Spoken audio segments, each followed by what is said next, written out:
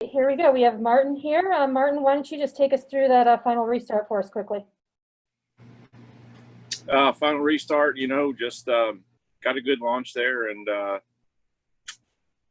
tried to get, 4-car just about had us cleared off of 2, and I tried to jump up in behind him and mistimed it a little bit and got into his left rear, turned him down the track sideways, and was able to get to his right side going into 3, and then just tried to keep the momentum up. But he'd run me pretty high. I think obviously that I think the 12 made it 3 wide by that point. So I was in the marbles just trying to get going, and was able to clear those 2. But then obviously the 41 came with the big head of steam, and there was no way I was going to be able to block that. So pretty wild restarts at the end. Unfortunate for us to lose the lead there twice with the caution coming at the wrong time, but that's just part of the deal, how these things go. And obviously proud of the run today. I mean, our Auto Owners Camry was really fast, and feels good to kind of feel like we're getting our arms back around some things. So proud of the effort, and I know some wins are coming now.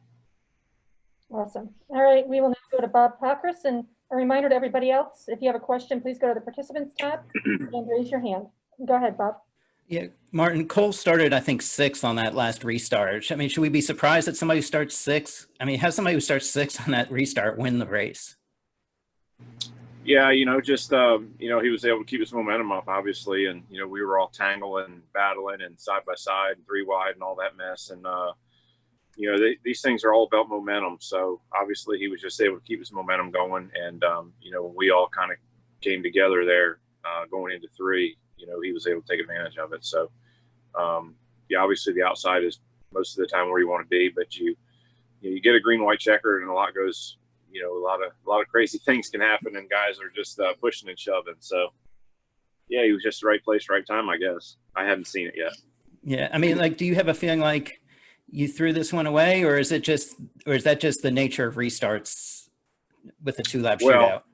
Well, I mean, no, I definitely didn't throw it away. I mean, it was, I didn't have the control of the restart on the last one. So really for me, it was most likely probably going to run second, just because of the way the restarts are here. When you're on the bottom, it's just not that good. So, again, it was unfortunate. The way we lost the lead was, just based on the timing lines and when the caution fell on those 2 restarts, or, on the first restart where I lost the lead. And then the second time I just worked on getting to the 4-car. I got inside him.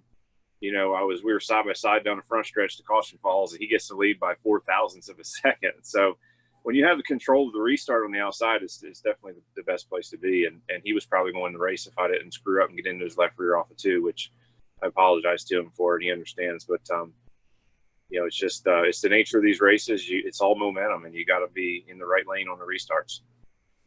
Thank you. Next, we'll go to Jordan Bianchi. Kind of a follow-up, Martin. I heard on your radio you said you didn't know that the 41 car was coming. Had you known he was coming, what could you have done differently, and what could you have done anything differently as you were fighting the 4? Well, I just cleared the 4, and just as I got off the 4 and got straight, the 41 was to my outside. I didn't hear him, expect it coming. I don't know that my spotter seen it coming, or by the time he told me, he was already next to me. So there was no way I could even try to block. But, at the same time, I think he he had so much momentum. I don't know that I could have even blocked him anyway without just crashing us both. So, yeah, again, just, he had his momentum going, and we were 3 wide, and I was in the marbles through 3 and 4 pretty much. So, not much I could have done different there. Thank you. Next, we're going to go to Zach Sterniolo. Martin, congrats on second here. Just to be clear, you said you had already spoken with Kevin, and that there was already some understanding between the 2 of you guys and what happened there. Yeah, for sure. I just, like I said, I tried to slide up behind him off of 2 there, so I didn't get freight trained, and I just clipped his left rear enough to turn him sideways. So I told him, obviously that was my bad. He knew it, and he knows Kevin and I's, race hard and clean all the time. So I mean, it was just a little judgment error on my part. Luckily, he hung on to it and was able to keep rolling. With as much respect as you guys have between the 2 of you, how important was it for you to find him after the race and make sure that was understood before you left the racetrack? I think it's always important, to get it out of the way quickly. Obviously, you know, I know Kevin well. We've raced together a long time. I have, you know, tremendous amount of respect for him. And like I said, typically we race, you know, we don't have any issues. And I just, you know, I just misjudged getting in behind him. So I felt bad about that. I think, you know, I probably took away his chance to win the race. So I just wanted him and Rodney and his guys to know that, hey, that was on me. It's not bad. And, you know, can't go back and change it now, but definitely, you know, was sorry that I did it. Thanks, Martin. All right, Martin, that is the end of our questions. Thanks for joining us, and we'll see you at the Bristol All-Star race. See y'all. Thanks.